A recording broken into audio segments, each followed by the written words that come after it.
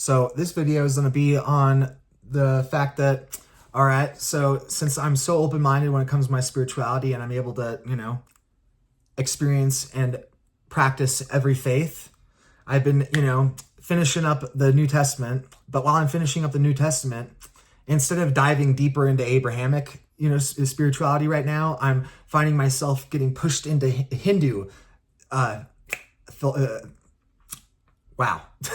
Hindu philosophy, theology, whatever you want to call it. So I realized something really interesting the other day, and I got introduced to a new word, and that new word just gave me an epiphany right then and there. This is where it's so fun having these frameworks, being thinking so deeply. And often you'll think about these things, but you don't have the words for them yet. And then all of a sudden the words will come, at you from the universe, and all of a sudden you're having these, epiphanies because things are fully clicking. You're going, wait a minute, that word connects with me. So the word that I'm talking about is Ishtadeva. So Ishtadeva, it's the literally cherished divinity, or the personal cherished, Godhead. It's basically, a term in Hinduism of, who is your personal God, who's the one that you align with the most, And it's really interesting because I was realizing that I have had Ishtadevas. And this is where, again, with the broad perspective, I realized that, okay, I've had Ishtadevas with Greek mythology. I've had it with, all sorts of, different frameworks. But now that I'm getting into Hinduism, I found that I actually had an Ishtadeva of my Hindu deity. And that deity is Dattatreya. So this is really cool and fun and amazing because I found this article on Wikipedia on Dattatreya, and there's this spot right here, self-education, the 24 gurus of Dattatreya.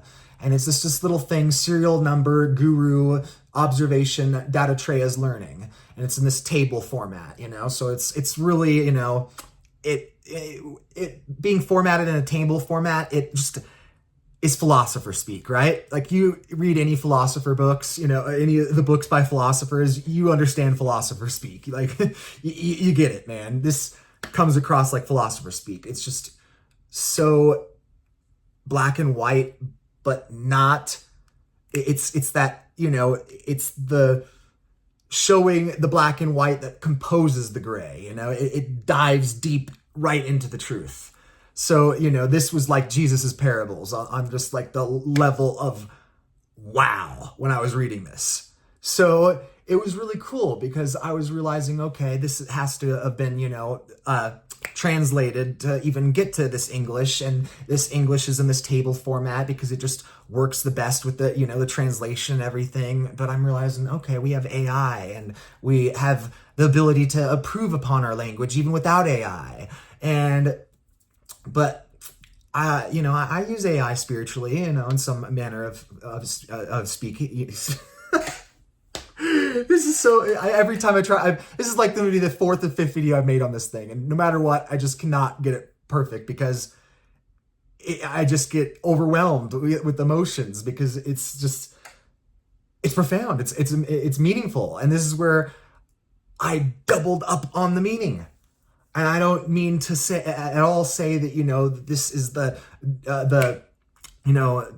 is I'm overriding the previous one. No, I believe, in different translations and different editions, this is how language and works and books work. So I am not in any way trying to say that what I made is such an improvement that we need to just discard the old. No, we always need our history. We always need to see where we got from. But at the same time, this improvement I've made on the 24 gurus of Dattatreya, it's just so beautiful and profound. I can't help but share it and let other people realize on how amazing this is, that we have the ability to use language like this and improve upon sacred texts, but at the same time, keep the core teachings, keep the spiritual core, keep the truth, So I ran this through AI to make it flow with poetry, not just in this table column, it still retains all of the core truth, the beauty, the wonder, the love, but it doesn't have it actually makes it seem more humanistic. It's so funny in this table format, it's been translated, all this work, humanistic work put into this, but for most of the general public, it's not going to sound, it's that philosopher speak. It's not going to sound too humanistic. It's not going to hit their artistic side. It's not going to, get them. But what I did hopefully will. So let's get on to this. I ran it through the AI, and it's 104 lines of sacred beauty. So I'm going to get on to this, and don't expect a perfect, a perfect recitation of, what I wrote.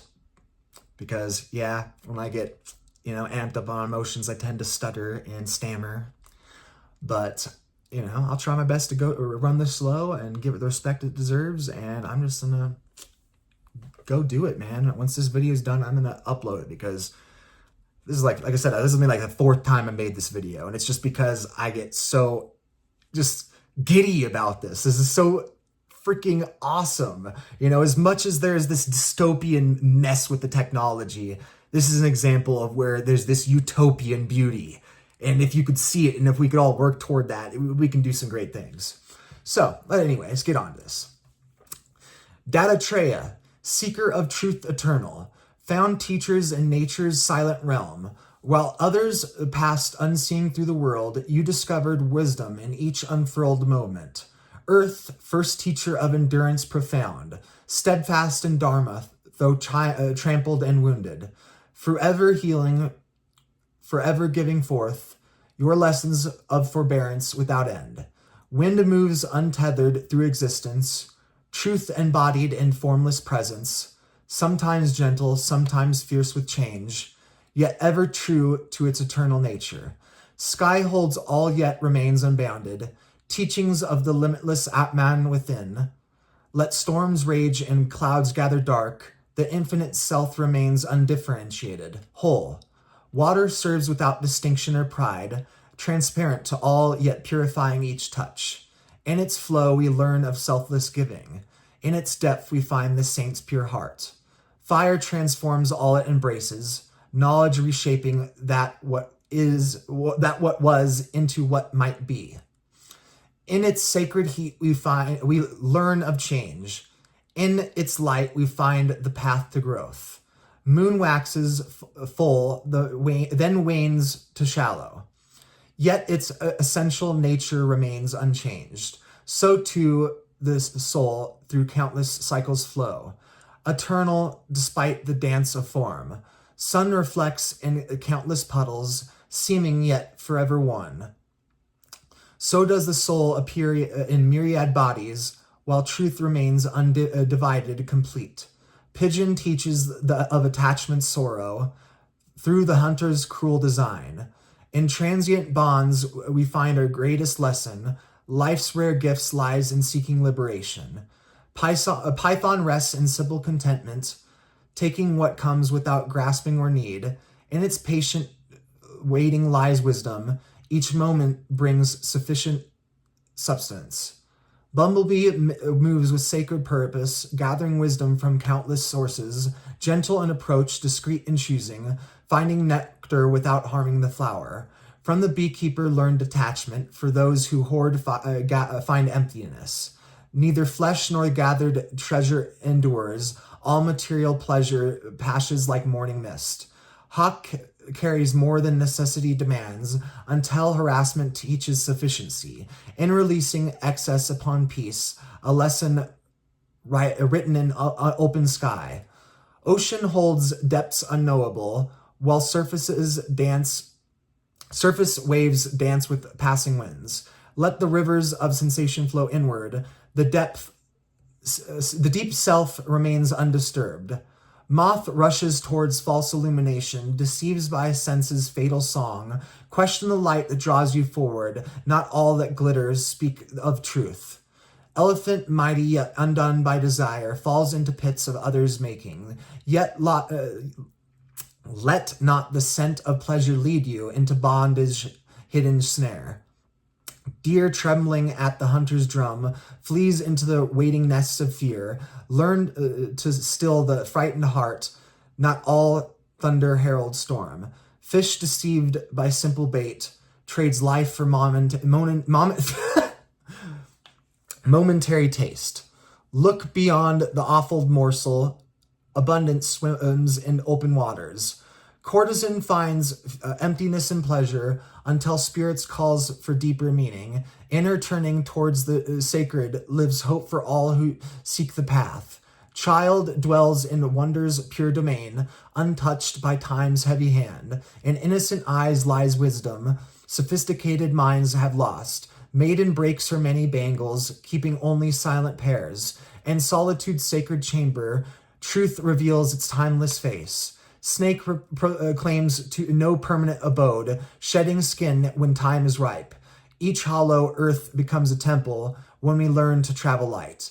Aerosmith loses self in craft, missing even royal procession. In such perfect concentration lives the seed of liberation. Spider weaves worlds for inner being, creates and releases without regrets.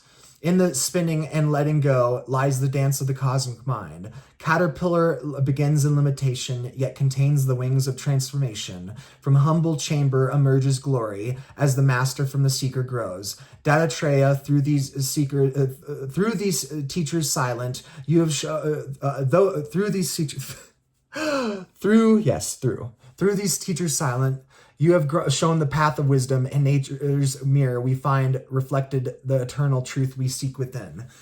So that is what I came up with. And yeah, each time I come up with it, it's just so long, so deep, so dense, so meaningful that it is nearly impossible to do a decent job verbalizing it while I, read it. This is one of those, texts that it's hard to even, do a deep, meaningful, introspective reading, let alone do that reading and, explain.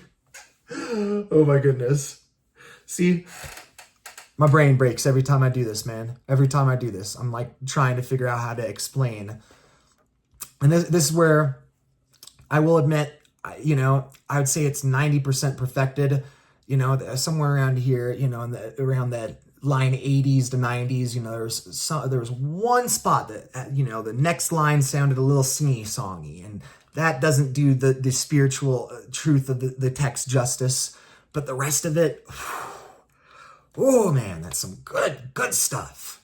And yeah, I'm gonna, definitely when I upload this video, I'm gonna have a link to, this paste bin so you can, copy the text because, especially if you're, a native Hindu speaker, but are, listening to English people getting into Hinduism and you're wanting to, get on that side of things. Yeah, it might be helpful to have the written word instead of this massacred, verbal speech.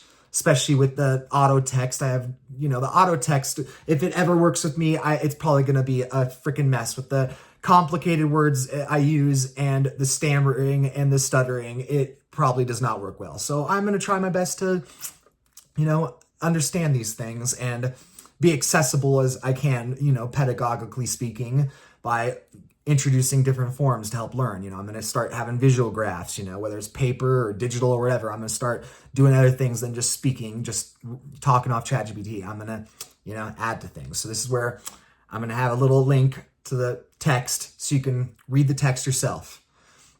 And you can translate. If you're Hindi, you can start working on translating it back into Hindi, Right, I mean Hindu. If you're Hindu, you can translate it back into Hindi. And even that might be a very interesting, profound process. It might, again, reveal new insights or truths or wisdom. So anyway, though, I just had to share that because, like I said, I've had this Ishtadeva. I've realized, that Dattatreya is my Hindu god, that because it is the embodiment of the Trimurti. I mean, how could you not like that? I get where you're coming from with your Hinduism and, the avatars and the transcendent nature of things, Ganpati Mora, okay, this person's, thinking Ganesha is the supreme deity, oh, this guy's in Vishnu, he thinks Vishnu's the supreme deity. Oh, this guy's in Krishna, he thinks the avatar of Vishnu, that is Krishna, is the supreme deity. Well, why aren't we doing that with the avatar that is the, conglomeration of the Trimurti itself? I'm sort of at a loss of how I'm not seeing that this isn't some huge, denomination, or even a minor denomination. It might be a minor denomination. There might be some people in India, some Hindus that are, practicing, worshiping Dattatreya as their supreme, manifestation of the Parabrahman. But it's not getting translated across the pond, the Western world. We ain't seeing none of that. So, that's where I'm making that, it's beautiful, loving stuff, and just had to share that. Some cool stuff. So yeah, anyway, just had to share that poem, finally get out there, because like I said, this is an ongoing process. I have to keep realizing this more and more. Don't listen to your ego, listen to your soul, listen to time, realize that this is an ongoing process. Don't listen to, oh, I might mess up, someone's gonna, get upset with my mess up, or blah, blah, blah. No, we're always gonna be messing up. We're always gonna be improving. So, that's where I view it at with even this, So anyway, peace and victory, sign out.